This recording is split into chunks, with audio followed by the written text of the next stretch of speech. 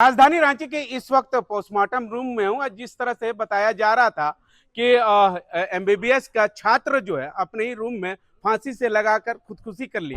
उसके बाद स्थानीय लोगों के द्वारा या डॉक्टर के द्वारा जो है बरियातू थाना प्रभारी को सूचना दी गई। सूचना मिलते ही बरियातू थाना प्रभारी दल बल के साथ जो है घटना स्थल पर पहुंची पुलिस और शव को अपने कब्जे में लेकर पोस्टमार्टम के लिए भेजा जा रहा। हालांकि बताया जा रहा है कि अभी तक जो है परिजन जो है अभी तक नहीं पहुंचे हैं। इसके लेकर जो है मोर्चरी में जो शव को रखा गया। अब देखना होगा कि मृतक के परिवार के लोग जो है कब तक पहुंचते हैं ताकि जो है उनकी पोस्टमार्टम हो सके। और तमाम बिंदुओं पर पुलिस जांच कर रही है। अब जांच के दौरान जो है पुलिस को क्या सबूत मिलती है या नहीं, ये आने वाला समय ही बताएगा। हमारे साथ तो कुछ अधिकारी है, वो क्या बोल रहे हैं पहले आपको सुनाते हैं। अक्षित कुजूर नाम का बच्चा है, हाँ, जो 2024 बैच का है। इसके पेरेंट पंजाब में हैं और हमारे डी स्टूडेंट वेलफेयर को जब पता चला तब तक वो बच्चा रहा नहीं। और इस उम्र में आप जानते हैं, हमने कुछ दोस्तों से भी बात करने की कोशिश की। थोड़ा डिस्टर्ब तो था, लेकिन इन बच्चों ने कभी ऐसा नहीं सोचा था कि इतना कुछ बड़ा स्टेप ले लेगा। अच्छा, आश्चर्य की बात यह है कि बच्चा डबल शेयरिंग रूम में रहता था, तो उसने दूसरे को कह दिया कि आप लोग सो, हम अकेले सोएंगे। अब वो भी बेचारे नहीं समझ पाए मन में क्या चल रहा था। और ऐसा अक्सर डिप्रेशन में होता है, आपको पता है करीब 12-15% जो डिप्रेशन में बच्चे होते हैं वो उनमें सुसाइड रेट है इतना। अब ये डिप्रेशन का पता चल जाए तो उसका ट्रीटमेंट हो सकता है, पता ही न चले तो बड़ा मुश्किल होता है। थोड़ा सा पेरेंट को भी अभी इंक्वायर करना पड़ेगा, शायद पेरेंट के साथ कुछ शेयर किया हो। अब मुझे भी नहीं समझ में आ रहा है कि क्या करना चाहिए। डबल रूम में बच्चा रह रहा है, उसके बाद भी ऐसी घटना हो गई। अब हमने कहा है कि आगे जो है किसी दिन एक मोटिवेशनल लेक्चर इनका लेते हैं और बच्चों को सेंसिटाइज करते हैं कि जहाँ थोड़ा सी भी इनको ऐसा लगे कि बच्चा कोई दूसरा डिप्रेशन में है या कुछ ऐसी बातें कर रहा है, वहाँ तुरंत डीन, हमारा सिस्टम तो बहुत है, 3 टायर पूरा है, डीन स्टूडेंट वेलफेयर एकदम अलर्ट पे रहते हैं। लेकिन पता ही नहीं चलेगा तो उसमें इस तरह की चीज़ें हो जा रही हैं। बहुत दुख है, हमको बहुत ज़्यादा दुखी है, पूरे सभी लोग दुखी हैं। एक इतना यंग होनहार डॉक्टर जो है वो एकदम समय के पहले चला गया। एग्जाम वगैरह का कुछ प्रेशर था हाल के दिनों में? एग्जाम वगैरह डिप्रेशन की वजह से, एग्जाम डिप्रेशन का वजह हम इन्वेस्टिगेट कर रहे हैं, लेकिन मोटा मोटा वही पता चल रहा है जो इस एज में होता है। एग्जाम तो इस समय कोई था भी नहीं, मुझे लगता है इस समय एग्जाम तो उसने अच्छा किया था, वो तो हो चुका था। एग्जाम के बाद ऐसी घटना समझ में नहीं आ रही।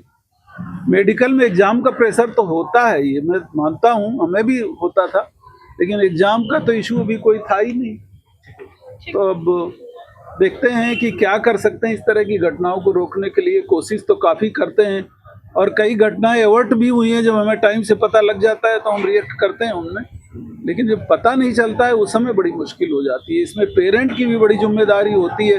आपके माध्यम से हम ये कहना चाह रहे हैं कि मेडिकल में ही नहीं, आज के बच्चे ज़्यादातर स्ट्रेस में हैं, उनके साथ फैमिली को चाहिए कि लगातार डायलॉग रखें, रोज उनसे बात करें, टेलीफोन पे जो दूर हैं वो रोज बात करें।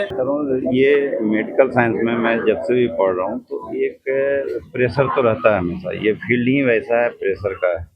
तो उसके लिए हम लोग time to time as per NMC जो है हर एक काउंसलर एक रहते हैं, या आप कहिए एक स्टूडेंट पे एक टीचर इनरोल्ड हैं। तो ये लोग जो भी बच्चे हैं वो मॉडरेटर के साथ अपने मिल कर के बात करके अपने को शेयर करेंगे। तो ये एनएमसी का रूल भी है। अगर बच्चे आएँ और वो मॉडरेटर और अपने काउंसलर से बात करें, जो फैकल्टी हैं, तो ये घटनाएं थोड़ी कम हो सकती है। बट बच्चे लोग आते नहीं हैं मिलने के लिए। सेकंड बात रही, जहां हमारे हर एक बैच में 1-2 डिप्रेशन में है, जिनका हम लोगों ने अपने लेवल से रिनपास और सीआईपी से ट्रीटमेंट दिया हुआ है। हर एक बैच में 1-2 बच्चे हैं जो दवा पे चल रहे हैं और उनका केयर हम लोग कर रहे हैं। जो हमारे नॉलेज में है उनका तो हम लोग केयर कर रहे हैं।